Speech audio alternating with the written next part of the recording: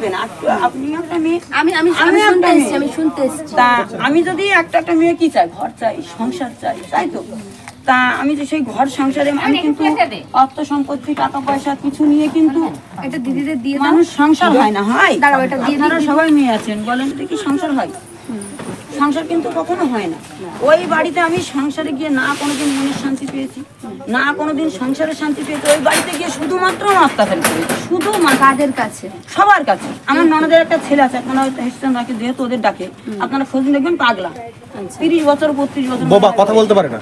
হ্যাঁ, কিন্তু ওই ছেলেটা, ওই আমার ছেলেটাকে দেখেন, ওর চোখটার অবস্থা দেখেন, মেরে ওর চোখটা এখনো দিশায় ডাক্তার দেখাচ্ছে, এখানে কাটা আছে 7টা সেলাই দেয়া। আর ওদের যা ভাষা, আমার শ্বশুর আমাকে কি বলে জানেন? আপনি শুনবেন,